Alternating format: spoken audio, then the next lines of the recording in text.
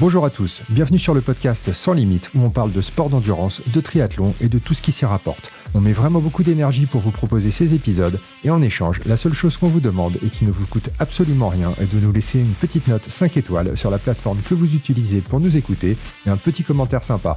C'est pas grand chose pour vous, mais pour nous ça nous aide énormément à faire connaître le podcast et donc à le développer pour vous proposer davantage de contenu par la suite.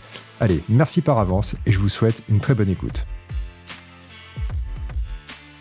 Bon, salut Lucas, merci beaucoup d'être venu me voir. Ça fait plaisir de te voir ici.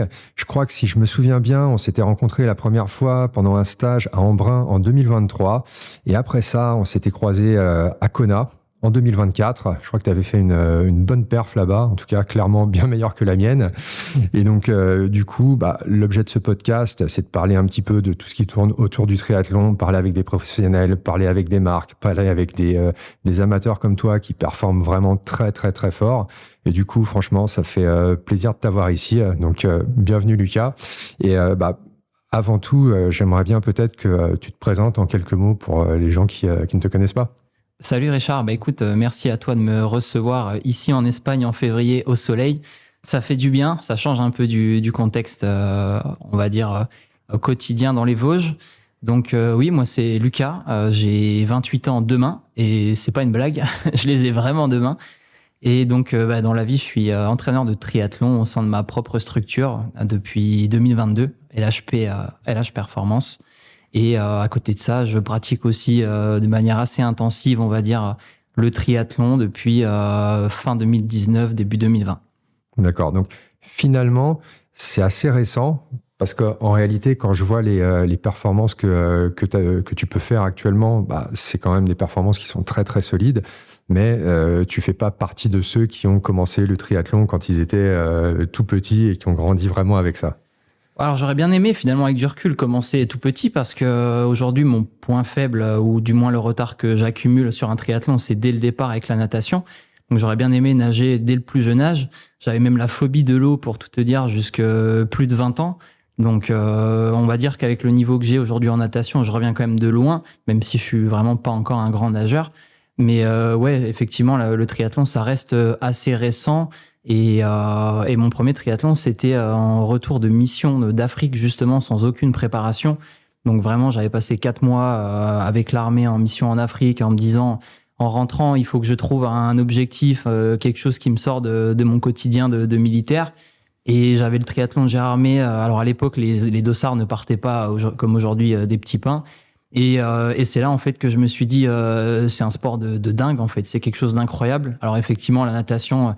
Faudrait regarder les classements, mais je dois sortir peut-être 1200 sur 1400. Il n'y avait plus un vélo au parc. Enfin, vraiment, comme tous les gens qui débutent, j'ai envie de dire. Et après, je me suis régalé à vélo et en course à pied. Et à la fin de la course, je me suis même dit, c'est un peu court pour moi. Alors que quand on débute, 5 heures et quelques d'efforts, pour beaucoup, c'est long. Mais à ce moment-là, j'étais militaire. Une de mes principales qualités, encore aujourd'hui, à l'armée, j'étais rustique. Dans le triathlon, on appelle ça plutôt de la durabilité. Donc ça reste un de mes points forts. Et donc ouais, dès le début, après cette course, je me suis dit, là j'ai trouvé quelque chose qui me plaît vraiment, quoi. D'accord, ouais, non, c'est super intéressant. Et du coup, on peut peut-être retourner un petit peu en arrière avant de vraiment rentrer dans le sujet du triathlon. Peut-être ton parcours en 2 mots, comment est-ce que, ce que tu as fait un petit peu avant, aussi en termes de sport, tu vois, comment est-ce que tu as commencé et comment effectivement t'en es arrivé jusque-là? Mon parcours, il est semé un petit peu d'embûches, au final. Alors, mon enfance a été toute tranquille dans les Vosges. J'ai eu la chance d'être élevé par mes grands-parents. Donc, ça voulait dire qu'il n'y avait pas d'internet à la maison. Il y avait une télé, c'était les 6 chaînes gratuites. Et en fait, je passais ma vie dans la forêt, dans la nature. Donc là, dès le plus jeune âge, j'ai eu ce contact vraiment avec l'extérieur, on va dire, et cette approche que j'ai finalement toujours aujourd'hui, puisque je pratique même encore un petit peu le trail de mon côté.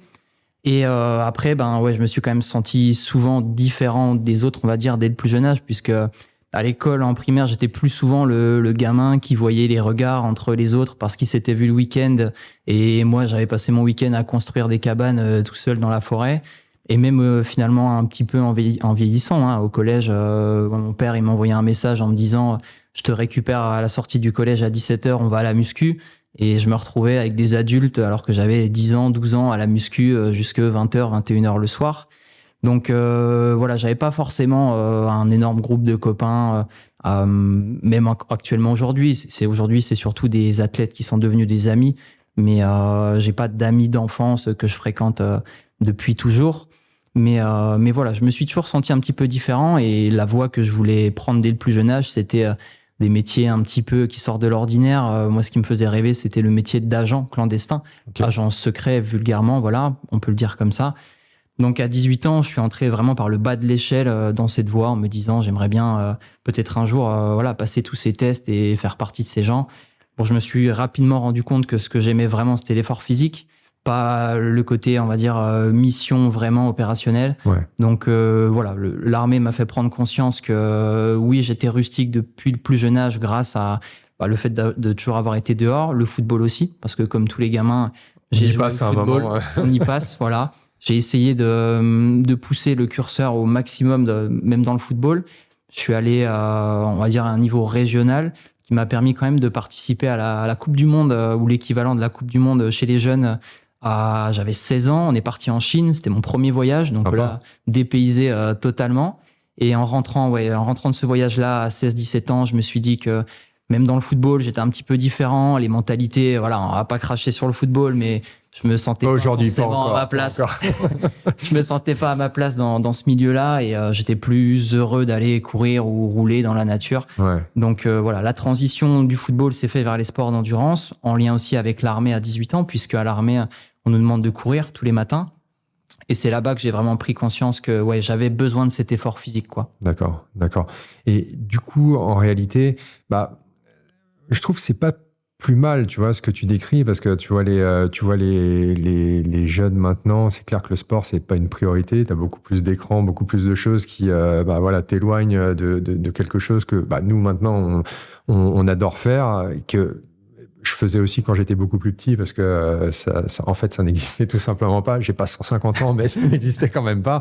Et au final, je trouve que c'est c'est peut-être une enfance et une adolescence vachement plus saine que ce que tu peux voir maintenant, qui t'emmène aussi vers des choses qui, au final, je trouve, sont beaucoup plus satisfaisantes sur le long terme que des petites doses de dopamine sur TikTok, quoi, pour dire ça. Oui, et puis en fait, j'ai l'impression que j'ai eu un peu plus tôt la maturité que mes autres camarades quand on était à l'école, parce que je fréquentais des gens plus âgés quand j'allais à la salle de sport le soir. Moi, ce qui m'intéressait dans le football, c'était surtout l'aspect tactique, l'aspect du jeu, pas me retrouver avec les copains, donc on était un petit peu décalé là-dessus.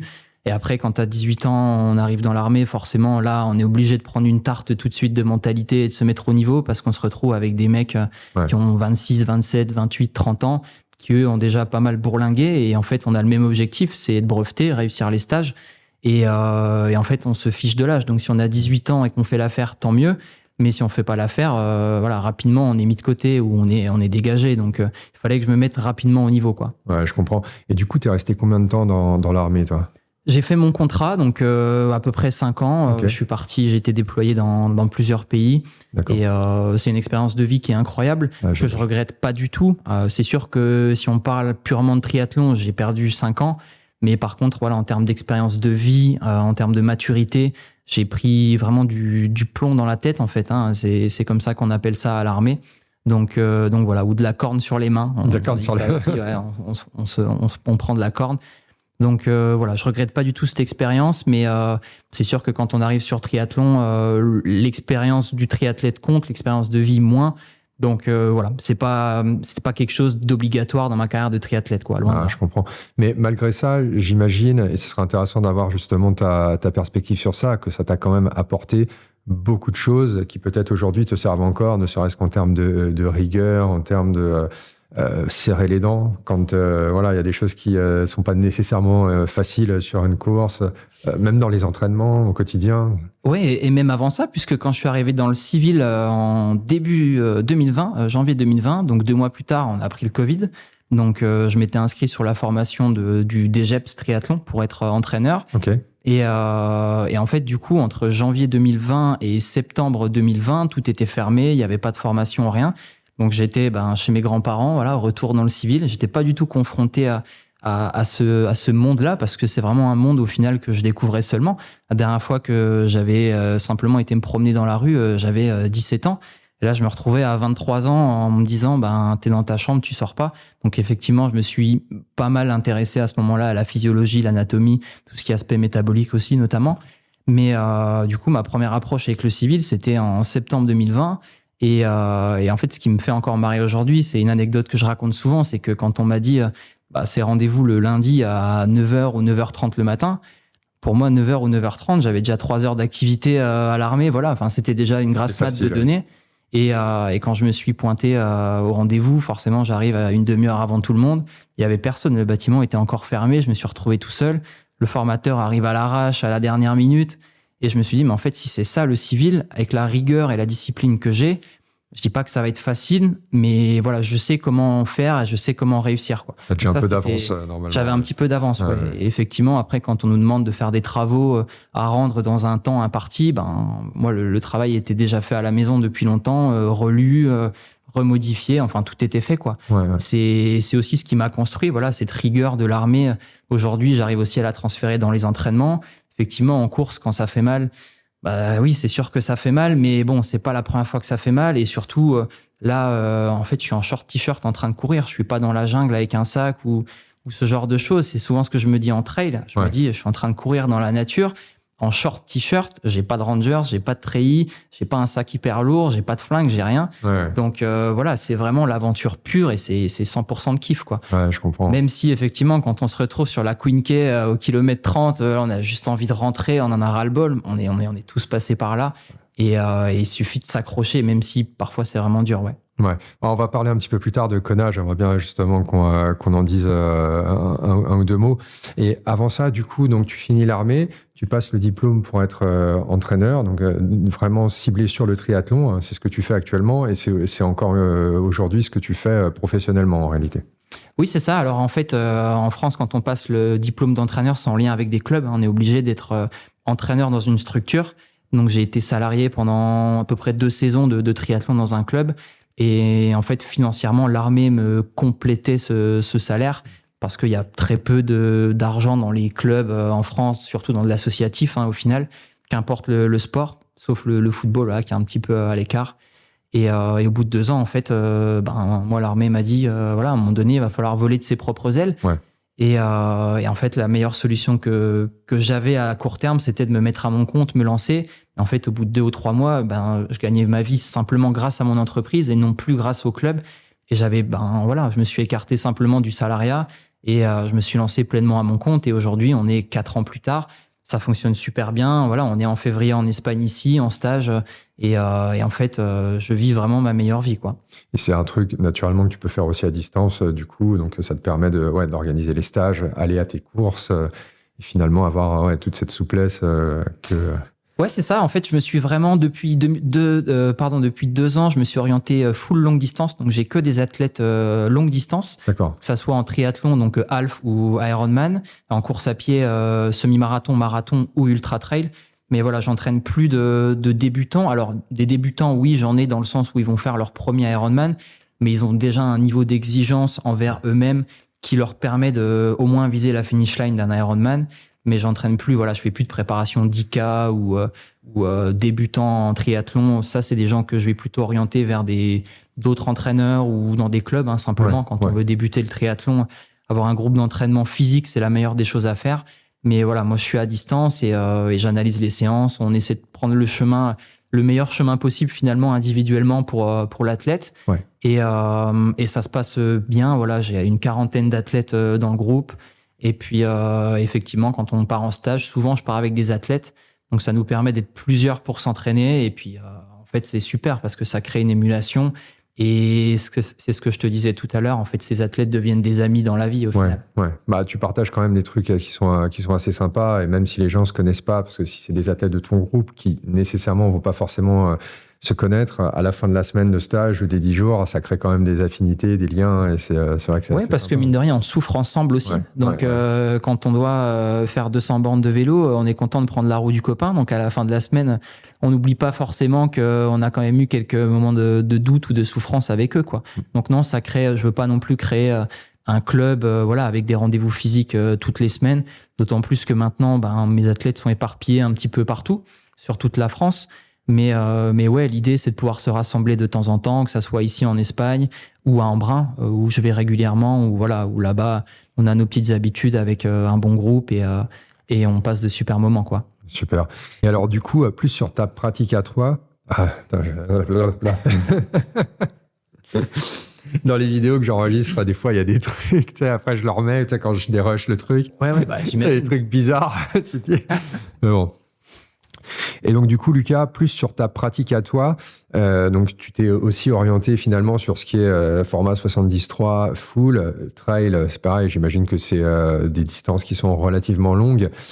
Comment est-ce que toi, tu t'organises un petit peu pour tes propres entraînements? Comment est-ce que tu as une méthode particulière que tu suis, une approche spécifique? Comment est-ce que ça se passe? Et d'ailleurs, est-ce que ça a évolué aussi entre le moment où tu as commencé suite à ton passage à l'armée, tu as découvert le triathlon, et maintenant? Alors, moi, je m'entraîne depuis 3 ans dans le groupe avec Carole Ispi, KS Endurance. Et avant ça, j'ai testé pas mal de méthodologies sur moi-même. Donc, tout ce qui est polarisé, tout ce qui est pyramidal, j'ai tenté les livres à la Geoffrey. C'est des choses sur lesquelles j'ai passé pas mal de temps à tester. Et les Atopec aussi, notamment si on parle de course à pied, les séances avec des 40 fois 1 km, j'ai connu, les 100 fois 400, j'ai déjà fait. Bon, des trucs un peu débiles au final, mais je l'ai coché, je l'ai fait et je sais ce que ça fait. Mais effectivement, mon approche a pas mal changé. Je me suis tout de suite orienté longue distance. Mon premier triathlon, c'était le XL de Gérardmer, du coup. Okay. Mon deuxième triathlon, c'était l'Embrunman. Donc, je recommande pas forcément parce que la marche est quand même importante et je me suis ramassé la première fois. Mais au final, sur l'ensemble des triathlons que j'ai fait, j'ai dû en faire une vingtaine, dont peut-être 15 Ironman ou 12-13, quelque chose comme ça, et 6 ou 7 Alpha Ironman. Je crois que j'ai fait un S et un M dans ma vie. Donc l'entraînement, il est vraiment 100% focus longue distance. Le but, c'est repousser le seuil de tolérance à la fatigue, augmenter les seuils, améliorer l'utilisation des substrats énergétiques, l'utilisation des graisses, l'utilisation des glucides. Donc au final, l'entraînement, il est usant. Ça a une grande part du quotidien. Je m'entraîne à peu près, on va dire, 25 heures par semaine à l'année. Il y a très peu de moments de récupération, à part après les courses. Après les courses, on n'en fait pas non plus souvent, donc il n'y a pas énormément de moments de récupération globalement sur une année. Et l'entraînement, du lundi au samedi, souvent, j'essaie de faire tous mes entraînements sur le temps où Julie, ma chérie, est au travail. Elle est enseignante. Et moi, je peux m'organiser comme je veux de mon côté. Donc quand elle rentre à la maison, mes entraînements, ils sont terminés. Et je suis là, je suis disponible. Mon travail, souvent, ça m'amène à travailler un peu plus tard le soir parce que quand il faut échanger avec des athlètes, souvent, ils sont dans le salariat. Donc, ils quittent le travail à 17, 18 heures. Nous, dans les Vosges, on a la chance de pas être dans une grande ville, ce qui fait que les gens ne terminent pas non plus le travail à 21h, 21h30. Donc, ça leur permet de s'entraîner quand même relativement tôt. Mais quand il faut échanger avec eux, les appels se font à 19h, 19h30, 20h. Donc parfois, je termine un petit peu tard, mais je me lève tôt aussi le matin pour pouvoir bosser avant. Et voilà, la journée est quand même bien chargée au global, même la semaine, parce que je me réveille entre 6h et grand maximum 7h. J'essaie de me coucher tôt. Pour le coup, là, on est vraiment des poules à aller au lit à 21h. D'accord. Mais c'est aussi parce qu'on en a besoin et la journée elle est hyper chargée entre le travail, les entraînements, la maison et puis d'autres projets aussi à côté, quoi. Ouais, bien sûr. Non, à partir du moment de toute façon où tu n'es pas professionnel, il y a la vie aussi à côté que tu dois gérer. Et, c'est un sujet dont je parle souvent sur la chaîne ou sur le podcast, et c'est clairement quelque chose qui doit être géré, parce qu'au bout d'un moment, sinon tu peux plus, tu n'arriveras plus à performer, tu n'arriveras plus à t'entraîner, tu vas tomber dans un cercle un peu vicieux qui va pas nécessairement pouvoir se redresser comme tu le voudrais. Plein de questions par rapport à ce que tu m'as dit. Je me souviens qu'hier, tu m'as dit, quand on s'est vu, que tu aimais bien avoir cet état un petit peu de fatigue latent. Je crois que c'est la première personne qui me dit ça. Mais tu peux m'en parler un petit peu, parce que tu fais des semaines quand même à 25 heures, c'est solide. Ça te laisse finalement pas beaucoup de marge pour augmenter encore le volume, même si tu pourrais, si tu voulais actionner aussi ce levier-là. Mais justement, les gens, ils essayent d'effacer en fait cette fatigue. Là, j'ai l'impression que toi, t'aimes bien avoir cette c'est peut-être le côté militaire qui ressort au final. Après, sur des stages à l'armée, c'est sûr qu'on est testé, on est tout le temps sous fatigue. Et c'est vraiment là dans le triathlon où je me sens le plus vivant au final. Après une journée d'entraînement où on est fatigué, je sais que je me sens vraiment bien, quoi. Au final, la journée a été productive. C'est sûr qu'il y a des moments où on est fatigué, ne serait-ce que même par avance, quand on voit le planning arriver et que on a un double seuil à faire le lundi, un autre double seuil à faire 3 jours plus tard. Mais en tout cas, c'est ma manière de fonctionner. Je fonctionne comme ça depuis, même avant d'être avec Caroline, je m'entraînais déjà beaucoup, même plus en termes simplement de volume. Je faisais moins d'intensité, mais beaucoup plus de volume. J'avais regardé il y a pas longtemps, mes plus petites semaines, c'était 27 heures. Donc forcément, je m'étais taillé une petite réputation dans le coin du mec un peu barge qui s'entraîne beaucoup. Là, ça a réduit quand même. On a augmenté l'intensité. Et c'est sûr que ce que j'aime, c'est m'entraîner. C'est le process, en fait, tout simplement.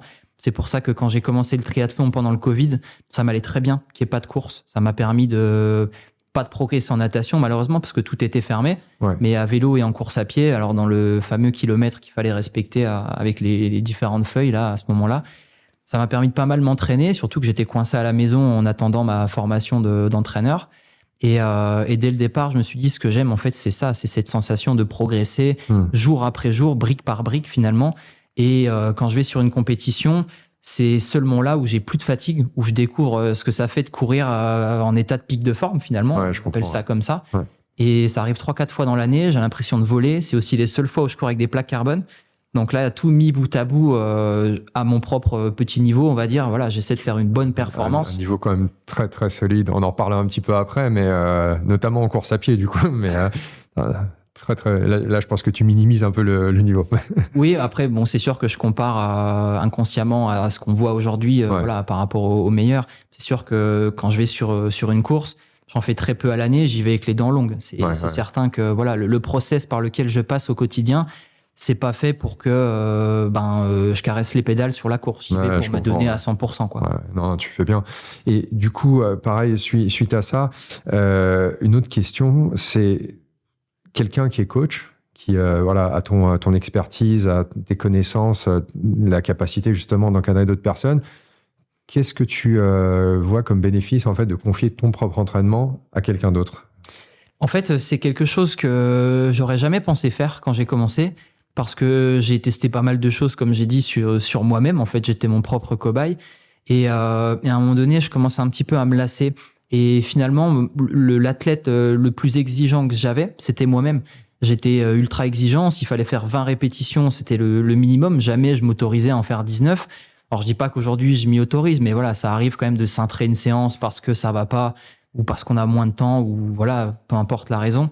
Mais à l'époque, quand je m'entraînais moi-même, c'était vraiment une pression et je réfléchissais toujours sur quel va être mon propre programme, qu'est-ce que je vais devoir faire. Est-ce que c'est une bonne chose pour moi ? Parce que, au final, on se connaît par cœur, on sait exactement où on en est. L'exemple que je donne souvent, c'est la fréquence cardiaque. Quand on est en train de courir, quand on se connaît par cœur, on n'a même pas besoin de ceinture ou de brassard. On sait à plus ou moins 3 pulsations où on en est. Les seuils ventilatoires, on les connaît, les sensations, on les a répétées des centaines de fois. Donc le fait de passer avec un entraîneur, moi, ça m'a permis de déléguer tout ça. Je ne gère plus du tout. J'ai confiance en Caroline, il n'y a aucun problème. Donc pour moi, l'entraînement, c'est lui qui gère ça. Et moi, je me concentre sur mes athlètes de mon groupe, quoi. Bon, c'est très bien. Et je pense que l'idée, de toute façon, j'imagine aussi, c'est que ça te permet d'envisager d'autres choses, d'avoir une perspective différente de quelqu'un qui a une bonne expérience également. Et donc, du coup, peut-être de débloquer un certain potentiel que peut-être, même en travaillant dur et en travaillant avec ta méthode, tu n'arrivais pas à atteindre. Donc, ouais, en m'entraînant moi-même, alors je partais d'un niveau 0 qui était pas non plus catastrophique. En natation, effectivement, je nageais pas, j'avais la phobie de l'eau jusque plus de 20 ans, ça c'est certain. À vélo, mon premier half à Gérardmer, je dois faire peut-être le 50e temps, quelque chose comme ça, sur les 1400, 1500, ce qui est pas, je dis 50, peut-être plutôt 100, 120e temps, quelque chose comme ça. À pied, je dois courir 1h25. C'était la première fois que je courais un semi-marathon tout court, et là, en plus, sous fatigue. Donc, je partais pas de zéro, on va dire. Et effectivement, à un moment donné, j'ai buté un petit peu sur les leviers à actionner pour moi-même, en me disant que peut-être que j'étais trop dur avec moi-même, peut-être que il fallait que je change quelque chose. Et voilà, le fait de déléguer, ça m'a permis de de confier la responsabilité de mon propre entraînement à quelqu'un, parce que au quotidien, je dois me creuser moi-même les méninges sur énormément de planification. Et finalement aussi, ça permet de voir autre chose. Parce que la méthodologie n'est pas forcément la même à 100%, quoi. Non, clairement. Et alors, du coup, plus maintenant, revenir sur ton expérience en course, ce que tu as fait jusqu'à présent. On disait Kona en 2024. Donc, cette année, tu as 2 Ironman qui sont prévus là pour essayer d'avoir le slot. Ce que je te souhaite pour Kona 2026. Ce sera cool si on pouvait se voir là-bas. Qu'est-ce que... Pour toi, en fait, qu'est-ce qui fait qu'une course va être réussie à ton niveau? Est-ce que tu vises en fait le slot et ça va te satisfaire, ou est-ce que tu as d'autres attentes en fait quand tu te présentes sur une course? En fait, quand j'arrive sur une course, déjà, ce qui me plaît, c'est que le process a été validé. Si j'arrive sur la course, c'est que je suis en pleine forme, l'entraînement s'est bien passé. Et surtout, j'y vais pour vivre des émotions. La plupart des courses que je fais, c'est pas en France, c'est à l'étranger. Donc, il y a aussi l'aspect voyage. On adore voyager. Donc, voilà, ça nous permet de partir et d'associer à la fois notre passion du voyage et ma passion du triathlon. Alors, il faut tomber sur une fille qui l'accepte, bien sûr, parce que c'est très chronophage au quotidien. Mais si en plus, on planifie les vacances en fonction des courses, ça peut ne pas passer pour tout le monde. Moi, j'ai cette chance. Et effectivement, quand j'arrive sur une course, moi, ce que je recherche, c'est les émotions. Donc effectivement, on base quand même sa course sur des chronos, des estimations, des puissances, des allures. Si j'arrive à tenir ça, je suis très content. Finalement, que je termine premier, 20e, 50e, si moi, ma propre performance, elle est validée, je suis 100% satisfait. Tout comme je peux, là par exemple, j'ai terminé 2e overall sur le 73 de Grèce. Pour moi, je fais pas une course exceptionnelle. Alors, si j'avais fait mieux, si j'avais gagné, oui, on aurait pu dire voilà, il est pas content d'avoir gagné, il est un peu bête, mais je sais que j'ai pas réussi à tenir la puissance que je voulais, que ça soit à vélo et à pied, mon allure aussi a un petit peu flanché. Alors j'ai eu beaucoup plus chaud que ce que je pensais, c'était plus humide aussi que ce que je pensais. Okay. Donc j'ai été un petit peu surpris de ces conditions-là. Mais avec du recul, je me dis, ma course, elle est pas 100% validée. On termine 2e overall, c'est super. Je fais peut-être le meilleur temps vélo, je me rappelle plus, ou 2e. Je fais le meilleur temps à pied, ça c'est certain. Donc c'est super, mais voilà, par rapport à mes datas que je voulais faire, je suis pas 100% satisfait. Parce que à pied justement, on parlait aussi hier de ce que tu souhaiterais réussir à faire sur un marathon Ironman. Et finalement, on est pas loin des 2h40. Et donc, toi, ton objectif, là, ça serait de passer en dessous de ça, en fait. Oui, il y a 2 ans, j'ai couru 2h41, quelque chose comme ça de mémoire, là, sur le 140.6 de Copenhague. Alors, le vélo est assez facile, donc voilà, c'est un petit peu trompeur. Et de mémoire, il n'y a pas non plus la distance des 42,2. Donc, si on ramène à 42,2, j'ai peut-être plutôt couru 2,44, 2,45. Et oui, clairement, l'objectif, je sais que j'ai les capacités pour aller courir un 2,36, 2,37. Ça dépend quand même beaucoup de ce qui se passe en amont. Finalement, la course à pied, on peut être extrêmement bon à pied et être fumé comme un saumon à la sortie du vélo et on va pas avancer en course à pied. Donc, il y a quand même pas mal de facteurs à prendre en compte, c'est certain. Mais je sais que j'ai les capacités, notamment à pied, pour faire un beau temps. Ouais. Fumer comme un saumon, je connaissais pas cette expression, mais... Ça va. Et donc là, du coup, en début d'année, tu as bientôt, en fait, dans 1 mois et demi, l'Ironman en Afrique du Sud. Celui-là, il n'est pas réputé pour être très facile. Déjà, la natation, bon, c'est 1 fois sur 2, soit c'est annulé, soit c'est raccourci. Et donc, du coup, tu vas pouvoir t'exprimer sur le vélo normalement de manière un petit peu plus rapide que si c'était une course où on sait que la natation, on a les 3 km 8 d'année en année. Le vélo, il n'est pas facile non plus, en fait. Je crois qu'il peut y avoir du vent, les routes, elles sont un peu défoncées. Et la course à pied, après, ça, honnêtement, je ne connais pas trop le parcours, mais ton objectif sur cette course-là, ça va être quoi, du coup En fait, il est un peu double. Le premier objectif, avant tout, c'est le voyage. Moi, l'Afrique du Sud, c'est pour moi une course qui est historique, finalement, sur le label Ironman, très ancienne. Et c'est l'autre bout du monde. Donc voilà, l'Afrique du Sud, c'est un pays qui me paraît vraiment super cool à visiter et à faire. Et la plupart du temps, il tombait au mois de mars. Donc voilà, Julie qui est enseignante, il n'y a pas de vacances au mois de mars. Et là, par énorme coup de bol, ça tombe en plein milieu des vacances scolaires de Pâques. Donc c'était l'opportunité rêvée d'y aller. Donc vraiment le premier objectif, ça va être de s'amuser là-bas, de kiffer le voyage et de partager un maximum de moments. On a un bon groupe, on y va avec plusieurs athlètes, donc ça va être sympa. Et le deuxième objectif, effectivement, ça va être le slot, essayer de se qualifier pour Kona de la même année en octobre là 2026. Donc il y a quand même une exigence à avoir et c'est pour ça que dès début janvier, je me suis entraîné assez fort pour préparer cette course, quoi. Bah là, je vois les séances que tu fais. En fait, moi, j'ai l'Ironman Texas. La veille de ta course en Afrique du Sud, on fait pas le même genre de séance là. C'est quand tu m'as dit ce matin, tu faisais un 30K en course à pied, tempo. Je t'ai dit non, je vais peut-être pas aller avec avec vous. Hier, le 200 km à vélo, c'était pas pour moi non plus. C'était, enfin, genre, t'y vas pas à moitié, quoi. Là, l'entraînement, il est très, très, très solide et L'entraînement est difficile, ouais, et c'est pour ça aussi qu'on vient en Espagne en hiver, parce que nous, dans les Vosges, très clairement, il n'y a jamais eu un triathlète pro dans les Vosges, et c'est pas pour rien. Simplement que c'est impossible de s'entraîner.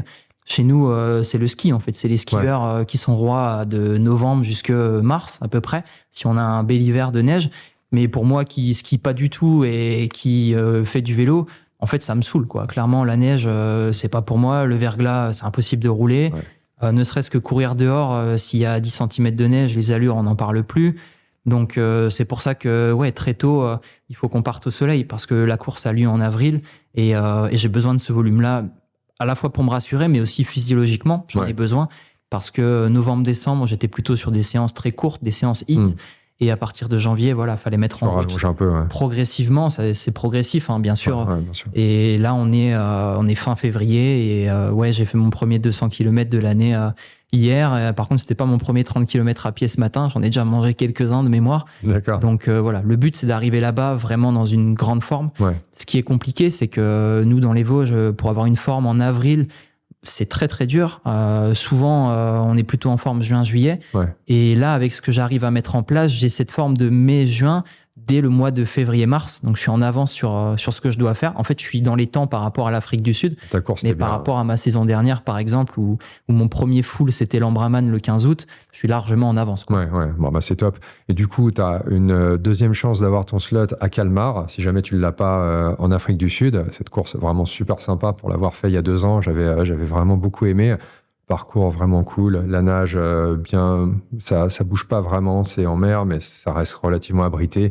Le vélo, ça va vite. La course à pied, elle est vraiment super sympa. Il y a du avec monde. Une bonne ambiance, tu disais, ouais. En centre-ville, il y a juste les pavés, des rues qui sont pas super larges, mais en vrai, ça se fait bien. Et c'est toujours pareil, le premier tour, tu kiffes bien parce qu'il n'y a pas grand monde. Et après, le deuxième tour, il commence à y avoir beaucoup de monde. Le troisième tour, bon, là, t'en as, ils sont au bistrot, au ravitaillement, tu vois. C'est assez difficile à gérer parfois, mais franchement, la course, elle est top. Donc ça serait une belle expérience. Et du coup, j'aimerais bien qu'on parle un petit peu de Kona. Donc, on l'a fait ensemble en 2024. C'est pas une course qui est facile. Toi, tu as fait finalement, si je compare, tu vois, par rapport à un pool d'amateurs, tu as fait un très bon temps. Tu étais un petit peu plus au-dessus des 9 heures de mémoire. Oui. Très proche des 9 heures. J'imagine que tu aurais bien voulu passer en dessous.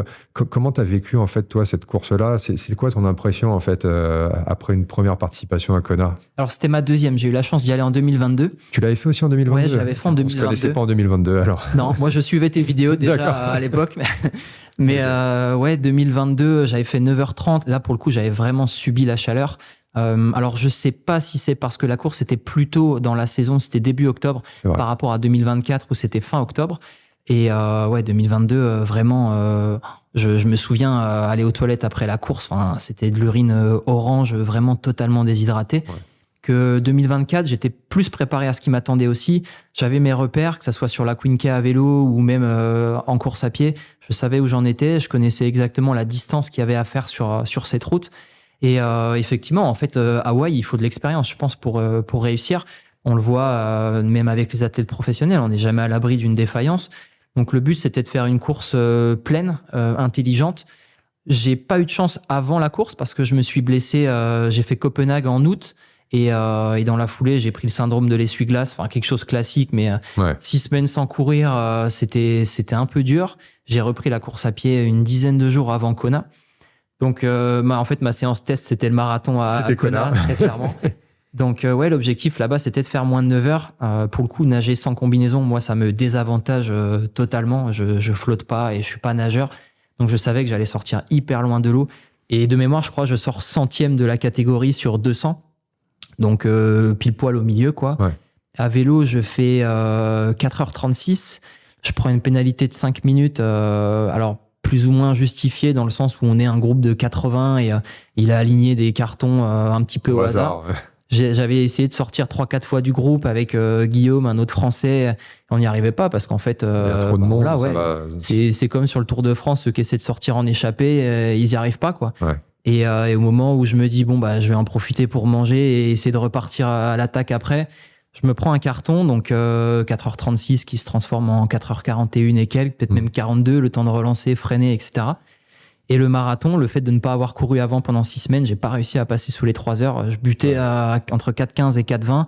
Et je savais que ça allait tenir. J'avais pas de doute sur ma capacité vraiment sur cette durabilité, cette fameuse durabilité. Mais j'avais pas la vitesse, en fait. J'avais musculairement, il me manquait des bornes, quoi, tout simplement. Ouais. Donc voilà, je dois faire 3h04, je crois, de mémoire, ce qui est quand même un très bon chrono.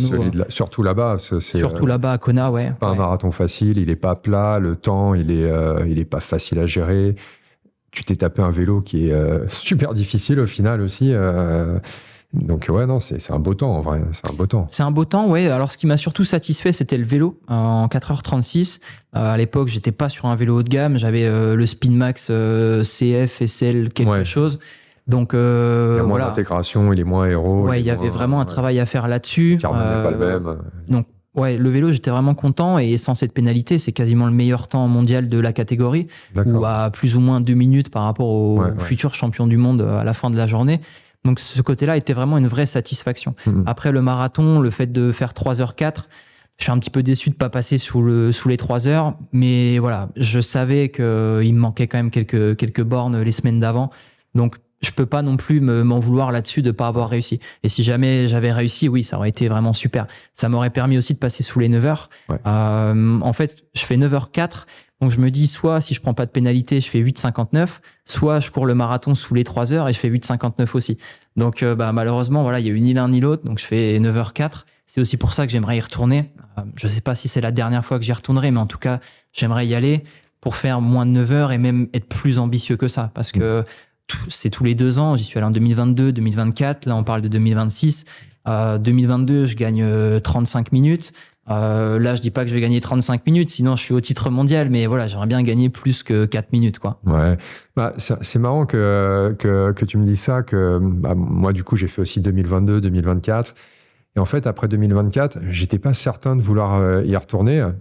Parce qu'en réalité, j'avais l'impression d'avoir un peu fait le tour du truc. Mais au final, c'est quand même sympa d'y retourner. Et du coup, je m'étais motivé pour rechoper le slot. Et c'est vrai que là, je suis super content d'y retourner. Surtout que le format, il est différent. En 2022, on avait 2 jours femmes et hommes après. En 2024, c'était que hommes. Et là, on a sur la même journée, femmes et hommes en même temps. Donc, la vraie course, finalement. La vraie course. Et en fait, ça me faisait plaisir d'y participer et de vivre un peu aussi cette ambiance-là où, en gros, je trouve qu'en 2022, il y avait vachement de personnes qui n'auraient pas dû y être. Il y avait tellement de monde que tu te retrouves avec... en vrai, en 2024 aussi, parce que tu avais 2 fois le nombre de participants. Et je veux dire, ça dilue nécessairement la densité. Je pense que là, la densité, elle est beaucoup plus élevée, nécessairement, avec moitié moins de participants. Et je trouve que ça va être intéressant, ça va être pas mal, et une expérience qui sera probablement différente. La course, je pense que ça va être grosso modo la même, sauf que si la météo elle est totalement différente et qu'on prend très très cher, ou alors ça se passe super bien parce qu'il fait frais, mais ça j'y crois pas. Il y a peu de chance là-dessus, je pense. Quoique en 2024, on a pris de la pluie en fin d'après-midi. Ouais, c'est vrai. Ouais, c'est exact. Ça rafraîchissait. C'était pas mal. Ouais. C'était pas mal. Mais par contre, au niveau de l'expérience sur place, je pense que ça va être sympa. C'était une critique que beaucoup avaient fait au final, le changement de format, et tout le monde voulait un petit peu revenir à ce qui se faisait avant. Et je pense que là, ça va être assez cool. Oui, du coup, j'ai jamais vécu cette course sur un jour. Je suis comme toi, j'ai fait 2022-2024. Mais je me posais aussi la question d'y retourner ou pas. Après 2024, je me suis dit, voilà, c'est bon, je pense aussi avoir fait le tour de la question. Et puis 2 jours après, je me dis, non, mais 9h04, c'est pas possible, on peut pas rester là-dessus. En tout cas, voilà, je vais avoir 28 ans, je suis encore en pleine forme. C'est maintenant pas ou jamais, mais j'ai encore du temps. Mais c'est maintenant que je suis vraiment à fond dans le triathlon et que je peux me permettre d'essayer de viser mieux. Et pourquoi Hawaï? Tout simplement parce que pour moi, c'est le berceau du triathlon. Ah oui. Quand on parle de triathlon, souvent, quand on parle de triathlon, on parle d'Ironman. Et si on parle d'Ironman, on parle d'Hawaï. C'est ça qui me fait rêver, en fait. C'est pas d'aller faire un triathlon SM, je ne sais où. Alors, il en faut, hein, bien sûr, des petites courses, des petites organisations. Je suis moi-même président d'une association, on organise une course chaque année. C'est super, il en faut. Mais voilà, moi, en tant qu'athlète, en tant que compétiteur qui essaie de performer à mon niveau, c'est là-bas que je veux le faire. Ouais. Quoi qu'on dise, alors certes, il y a l'aspect financier qui est limitant, mais les meilleurs du monde, on se retrouve là-bas. Chacun dans sa catégorie d'âge, les professionnels aussi, mais c'est là-bas que ça se joue, quoi. Ça s'est joué là-bas depuis 45 ans, je crois. Maintenant, on a fêté les 45 ans. Et ça va continuer. Et pour moi, c'est là-bas qu'il faut être performant, quoi. Ouais, je suis d'accord avec ça. Et j'avais fait Saint George en début 2022, du coup. C'était la première fois où ils faisaient les championnats du monde hors Hawaï. Le cadre est dingue, c'est magnifique avec les montagnes, les trucs rouges et tout, les sols. Mais l'ambiance, c'est pas la même et t'as pas l'impression que c'est les championnats du monde Ironman comme à Hawaï.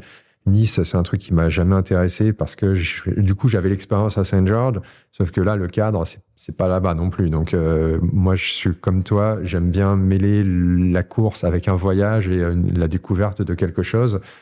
J'avais pas du tout ça à Nice, mais c'est vrai que du coup, moi j'ai un petit peu la même vision que toi, que les championnats du monde Ironman, c'est évident que c'est à Kona. Oui, même sur 73, j'avais fait Saint-Georges en 2022, en octobre. En fait, j'avais enchaîné. En fait, on a fait la même chose du coup. Ouais, on se suit en fait. On a fait le même planning depuis 4 ans. Et donc enchaînement Kona et Saint-Georges. Alors forcément, on est arrivé à Saint-Georges complètement cramé. Et j'ai pas su profiter pareil, notamment par rapport à cette fatigue, mais c'est pas la même ambiance aussi, très clairement. Voilà, pour moi, c'est pas la même distance. Et c'est pas Hawaï. Hawaï, c'est mythique. C'est là-bas que ça s'est construit. C'est volcanique, c'est chaud, c'est humide. Saint-Georges, c'était super, mais c'est pareil. Il y avait beaucoup trop de monde. L'eau était gelée. Enfin, à vélo, c'est la seule course de ma vie que j'ai fait avec une thermique. Et c'était un championnat du monde. J'avais des gants et tout. Enfin, c'était une expérience à vivre. Ouais. Mais pour moi, il y avait trop de monde. On passait dans un golf. Je crois il y avait 2 ou 3 tours. C'était une fourmilière, quoi. J'ai fait tomber un mec en le rattrapant parce que comme on part par groupe d'âge, en fait, je me suis retrouvé avec des gens qui étaient partis 30 minutes avant moi, mais qui mettaient 2 heures de plus. Et j'ai fait tomber un mec, malheureusement. Enfin, je me suis arrêté, donc je perds un temps, peut-être 1 minute. Et lui, il se met à me courir après, derrière. Je me suis dit, il va me faire un croche-pied. Enfin, donc c'était pas une expérience de course incroyable. Le voyage était top, effectivement, avec les parcs alentours. On s'était régalé. Mais je me suis dit, c'était ma première expérience sur les Worlds 73. Et depuis, j'ai eu plusieurs fois des slots et je les ai jamais pris. Moi, je les ai pris dans des endroits où, pas nécessairement parce que c'est les championnats du monde, parce qu'en vrai, ça, je m'en fous un peu. Enfin, quoique, parce qu'en fait, la course, elle est quand même vachement plus, je veux dire, la magnitude un peu, tu vois, de l'événement, ça n'a rien à voir. Donc, c'est assez sympa que ce soit une grosse course avec plein de monde et que ça soit le truc massif. Mais c'est pas pour moi faire les championnats du monde, c'est plus pour participer à l'événement. Et c'est aussi parce que c'était en Finlande, à Lahti, j'étais jamais allé. En vrai, le cadre, il était ouf. À Taupo, en Nouvelle-Zélande, pareil, le cadre, j'avais trop envie d'y aller, mais c'est jamais pour les championnats du monde 73, ça me fait pas surkiffer, quoi. Oui, puis je pense que quand on a vraiment l'habitude de préparer du full, le 73, c'est pas de l'amusement, mais voilà, on n'a pas besoin de se préparer énormément, la récupération derrière, elle se fait bien. Donc c'est un bon prétexte finalement pour partir, pour voyager, pour avoir aussi une course qualificative. Donc c'est aussi un premier voyage qui se met en place. Donc je vois plutôt ça comme ça, plutôt que une vraie finalité. Surtout qu'aujourd'hui le niveau est monstrueux, surtout sur 73 où au final maintenant on est dans la première génération des purs nageurs depuis 5-6 ans qui arrivent à 20-25 ans, qui se mettent au triathlon. Donc eux déjà ils nagent en U10 au 100. Et moi perso ma course elle s'arrête là. Je peux pas les rattraper parce qu'en plus ils sont bons à vélo, bons à pied, ils sont complets. Moi je suis pas complet. Donc sur 73, j'ai vraiment aucune chance de faire quoi que ce soit, quoi. Moi, je vise rarement en fait podium au général. Donc, je me sens pas trop concerné, mais dans ma catégorie d'âge, ça va généralement encore sur que ce soit Ironman ou 73. J'ai l'impression de performer mieux de manière générale sur Ironman parce qu'en fait, il y a je sais pas, c'est ce que tu disais, tu vois, sur la durabilité, il y a des aptitudes que les gens ont ou pas, et je pense qu'à ce niveau-là, c'est quelque chose que que j'ai plus que sur 73 où il faut plus de vitesse en réalité. Mais sur le choix entre les deux, il y a aussi le fait qu'en fait, en termes de logistique, que tu fasses un Ironman ou un 73, c'est la même chose. Quand je suis parti en Nouvelle-Zélande pour le 73, en vrai, ça passe en un clin d'œil, la course, et voilà, tu te dis, j'en ai pas nécessairement eu pour mon argent, alors que sur l'Ironman, tu sais que, enfin voilà, tu le sens passer. Oui, il y a de la fatigue derrière, et il y a 2-3 jours où on fait pas grand-chose, quoi. Et t'as l'impression d'en avoir eu plus moi, j'ai l'impression d'en avoir eu plus, tu vois, pour mon investissement, et c'est vrai que le 73, ça passe vite. Et du coup, un sujet qui est souvent, en fait, même dans les vidéos, quand je fais des Q&A, les gens posent des questions autour de ça, ou même par message, ça a un coût, tout ça, naturellement. Je sais que tu travailles avec des sponsors. Comment est-ce que tu t'organises? Parce que c'est peut-être quelque chose qui intéresse aussi les gens pour financer peut-être un petit peu, en partie en tout cas, la participation à ces événements-là. Déjà, l'inscription, c'est pas donné. Le matériel, c'est encore moins donné. Les voyages. De ton point de vue, ça se fait comment tout ça en fait? Je suis parti de zéro là-dessus, complètement, en 2022. J'avais fait c'était l'Ironman Aix-en-Provence. C'est la seule fois où ils l'ont fait en full. Et je me qualifie à ce moment-là. Donc voilà, moi, avec mes yeux de gamin, on me dit tu peux partir à Hawaï. Donc je pars à Hawaï, sauf que derrière, il faut assumer. Et c'est à ce moment-là que je me suis dit, je vais monter mon petit dossier, je vais démarcher les entreprises. Et en fait, ça s'est fait un petit peu comme ça au départ. C'est surtout, je pense qu'il y a beaucoup de bouche à oreille qui se fait, ou des gens qui nous côtoient un petit peu de loin, ou d'amis. Même aujourd'hui, encore actuellement, honnêtement, c'est des gens qui me connaissent direct ou de manière indirecte, mais voilà, c'est des gens quand même proches. Après, on arrive aussi à toucher des entreprises un peu plus grandes. Il y a aussi plus de contreparties. Ça demande aussi plus d'investissement avec ces entreprises. Donc, nous, ce qu'on fait avec Julie, simplement, c'est que voilà, on essaie de monter un budget à l'année en se disant, là, typiquement, cette année, on part en Afrique du Sud, ça coûte tant. On part à Calmar, ça coûte tant. Kona, on l'a déjà fait, on sait que ça coûte tant. Malheureusement, il n'y a rien qui réduit, ça augmente chaque année.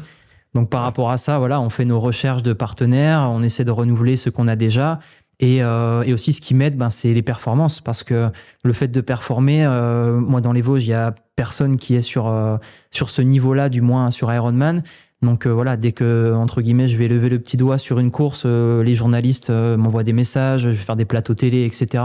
Donc ça apporte aussi un petit peu de visibilité à l'échelle locale. Mais finalement, voilà, si à l'échelle locale, on a une dizaine de partenaires à coût de 500 ou 1000 euros, le budget, il est bouclé. Ouais. À nous aussi d'être malins derrière, de pas voir les choses en grand, en partant énormément à l'avance, même si effectivement, on aimerait bien partir à Kona un mois avant pour s'acclimater pleinement, mais on peut pas. Donc, par rapport à l'argent qu'on arrive à amasser sur une année, on va se dire, OK, ça peut nous permettre de rester tant de jours sur place, qu'est-ce qu'il y a comme activité, et puis voilà. Ouais. Après, aujourd'hui, on met plus un centime de notre poche dans le triathlon depuis 3 ans. Et ça, c'est vraiment un luxe. Donc, c'est aussi pour ça que je fais pas 5, 6 ou 7 courses, parce que ça m'obligerait à mettre de mon argent personnel ou celui de notre argent, en fait, avec Julie. Et on souhaite pas faire ça. L'argent, on veut le mettre ailleurs, on l'investit ailleurs. Donc, le triathlon, voilà, c'est grâce aux partenaires. Si demain, on a moins de partenaires, j'essaierai d'en retrouver un peu plus, parce que j'ai quand même encore envie de m'entraîner, de voyager et de faire ces courses. Et puis, tout simplement, voilà, continuer à faire ça grâce à ses partenaires. Et si demain on a plus de partenaires, oui, je ferai plus de courses, ou peut-être même pas nécessairement, mais je resterai plus longtemps sur place pour l'acclimatation. J'investirai peut-être dans plus de matériel à haut niveau. Donc voilà, en fait, c'est vraiment un portefeuille à gérer à l'année, quoi. Ouais, je comprends. Et alors, du coup, est-ce que, t'as répondu en partie, et je pense avoir la réponse, mais tu vois vraiment un lien entre la performance et justement la possibilité d'approcher des partenaires et d'obtenir des financements, ou est-ce que pour les gens, voilà, qui voudraient faire un petit peu comme toi, qui se lancent là-dedans, qui aimeraient bien avoir un petit peu de support, le fait de avoir des performances qui sont peut-être un petit peu moins voilà, tu vois, fortes que les tiennes, tu vois ça comme nécessairement une difficulté supplémentaire, mais est-ce que vraiment un truc bloquant, ou est-ce qu'on a quand même la possibilité de... Aujourd'hui, l'idéal, ce serait d'être performant et sur les réseaux sociaux, parce que faut pas se le cacher. Voilà, aujourd'hui, si on n'est pas sur Internet, on passe forcément à côté de partenaires, de visibilité et de contrats. Du coup, j'ai perdu des contrats avec des grandes marques en partie pour ça. Voilà, je pense à Oka par exemple, où j'ai été sous contrat pendant 3 ans, mais je fais pas le poids face à des personnes qui sont ultra importantes sur les réseaux sociaux. C'est le jeu, c'est comme ça. Mais après, pour quelqu'un qui débute, on connaît tous potentiellement un chef d'entreprise ou un copain qui pourrait nous aider un petit peu à financer la saison. Après, il faut aussi être honnête avec soi-même. Je vois souvent passer sur Facebook des dossiers d'athlètes qui rêvent de professionnalisme avec des chronos de 9h30, 10h sur Ironman, ce qui est super, hein, je veux pas du tout dénigrer. Mais la réalité, c'est que, en fait, il y a 2h30, voire 3 heures de trop sur ce chrono-là. Ouais. Donc, il faut faire aussi par rapport à son niveau et être honnête avec soi-même, quoi. Ouais, non, je trouve que c'est super intéressant. Et justement, le fait, j'ai l'impression de ce que j'en retiens, c'est, ne pas hésiter à s'approcher peut-être des entreprises un petit peu locales. Il y a ce côté relationnel, nécessairement humain, pas nécessairement lié à la performance, mais par contre, la performance, ça te débloque un autre niveau peut-être clairement de financement, et la visibilité en plus sur les réseaux sociaux, c'est quelque chose qui là pour le coup va à la fois débloquer d'autres possibilités, mais aussi pérenniser peut-être le financement que tu pourrais avoir. Oui, puis aujourd'hui, on voit aussi des athlètes qui sont professionnels qui n'arrivent pas à en vivre. Au final, si on prend les Français, je sais pas, ils sont peut-être une dizaine à pouvoir vivre pleinement du triathlon. Donc nous, en tant qu'amateurs, si demain je dois arrêter de travailler pour vivre du triathlon, déjà ce serait un non-sens. Même si pour moi il y a amateur, professionnel, et il y a peut-être une troisième catégorie entre les deux qu'on pourrait peut-être appeler semi-pro. Parce que quand on est amateur, qu'on s'entraîne 25 heures, que on se lève pour le planning d'entraînement, on mange en fonction du planning d'entraînement, est-ce qu'on peut vraiment dire qu'on est amateur ? Et il y a aussi des professionnels qui sont dans cette catégorie parce que ils sont partis faire une course en Asie ou en Europe de l'Est et il y avait très peu de pros au départ. Ouais. Ça leur permet d'être professionnels sur le papier. Pour moi, je classe plutôt ça dans des catés semi-pro. Mais des vrais athlètes professionnels qui en vivent, pour moi, c'est ces gens-là que j'appelle professionnels. Ils sont extrêmement peu et c'est difficile même pour eux d'en vivre, quoi. Ouais, et puis après, il y a la question aussi de comment est-ce que tu en vis. Est-ce que c'est juste, tu arrives à payer tes nouilles et tes œufs et tu survis en fait, ou est-ce que tu es quand même bien et tu en vis à l'aise? Et ça, je pense que vraiment, ça réduit à très, très, très, très peu de personnes, malheureusement. Même si je pense récemment, il y a quand même beaucoup plus d'investissement par les marques dans le triathlon. C'est aussi lié clairement à la visibilité, c'est pas juste la performance, parce qu'on en voit plein quand même de triathlètes qui font des perfs de ouf et ils n'ont pas nécessairement des sponsors qui sont à la hauteur de la performance. Et à côté de ça, on voit des gens qui ont une super visibilité, ils sont très présents sur les réseaux, ils n'ont pas nécessairement les meilleures performances. Donc, et après, il y a naturellement ceux qui combinent le tout, et ça, c'est un petit peu les exceptions. Oui, il y en a quelques-uns, c'est sûr. Après, il y a des prize money qui sont quand même importants pour l'élite, mais ça veut aussi dire pour eux que s'ils sont pas sur les réseaux sociaux et qu'ils n'ont pas de partenaire, faut pas qu'ils se trouent une saison, parce que peut-être qu'ils ont une saison d'avance, ils ont un joker, mais une deuxième saison et qu'est-ce qu'ils vont faire, quoi, s'ils n'ont pas de partenaire et qu'ils n'arrivent pas à avoir de prize money, qui est imposable en plus en France, le prize money. Donc il faut réussir à soit avoir des partenaires qui sont solides, sérieux sur du long terme, soit avoir du prize money récurrent et être sûr de soi, quoi. Ouais. Tu avais fait aussi un film très sympa d'ailleurs, ou un documentaire sur ta course à Kona en 2024. On mettra le lien en description pour ceux qui veulent le voir. Ça faisait partie de quel projet en réalité? C'était juste ça pour le documenter, ou ça avait quelque chose à voir justement avec tes partenaires? Alors, le premier but de ce film, c'était de montrer aux partenaires ce qu'était le championnat du monde à Hawaï. Parce que, nous, dans les Vosges, le triathlon, c'est le triathlon de Gérardmer. C'est vraiment la vitrine du triathlon quasiment national, au final, qui est hyper connu et hyper coté en France. Mais Hawaï, très peu de monde y est allé. C'est à l'autre bout du monde. On n'a pas forcément... on met pas d'image sur cette course. Donc, je me suis dit, ça peut être super intéressant de montrer à ces personnes qui nous ont fait confiance, qui nous ont donné de l'argent, du matériel. Grâce à vous, regardez ce qu'on a fait. Donc, c'est un film qu'on a fait avec Alexis, un vidéaste qui est super. Il a fait un super film. Et en fait, on l'a projeté en salle de cinéma avec finalement tous les gens qu'on aime. Il y avait nos proches, nos partenaires, la famille. On a passé un super moment. Et c'était vraiment le but premier de ce film. Après, derrière, on s'est dit peut-être qu'il y aura des retombées. On n'est pas dans le milieu du cinéma, donc voilà, entre les droits d'image, tous ces droits-là, on maîtrisait pas du tout les contrats, donc on n'a pas réussi à surfer sur cette vague-là. Mais le but premier, c'était vraiment ça, quoi. Alors aujourd'hui, oui, effectivement, c'est disponible sur YouTube. On avait longuement échangé là-dessus parce que je m'étais dit bon, YouTube quand même, on montre notre vie privée, peut-être qu'il peut y avoir des retombées négatives. Enfin, il y a toujours 2 ou 3 personnes pour critiquer.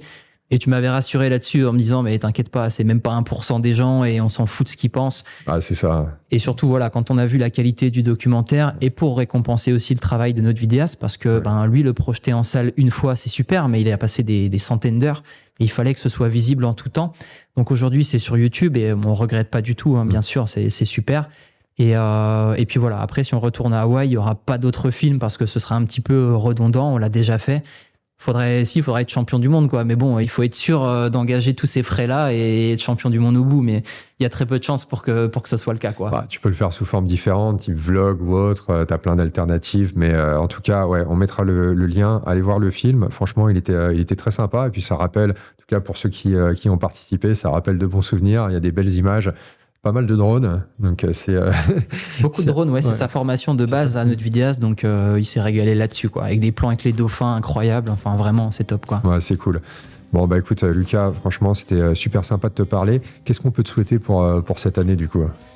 J'ai envie de dire un peu comme tout le monde, la santé, avoir des proches avant tout en bonne santé, ça c'est vraiment la priorité. S'amuser, que ça soit dans la vie ou sur les triathlons. Et après, oui, si on peut avoir un peu de performance et se retrouver à Kona en octobre, ce serait vraiment top, quoi. Bah, ça serait cool. Bah écoute, encore une fois, un grand merci d'être passé me voir. On va mettre le lien de l'Insta de Lucas en description également, le lien pour la vidéo si vous voulez voir son film. Et on essaye de se croiser à Kona, du coup. Avec grand plaisir, j'espère. Génial. Allez, merci beaucoup, Lucas. Merci à toi, Richard. Merci à tous ceux qui sont encore là d'avoir écouté ce nouvel épisode du podcast Sans Limite jusqu'au bout. Abonnez-vous au podcast et n'hésitez pas à le partager, mais surtout, merci de mettre une note 5 étoiles avec un super commentaire pour aider à référencer le podcast, lui donner de la visibilité et nous motiver à continuer. Allez, à très vite.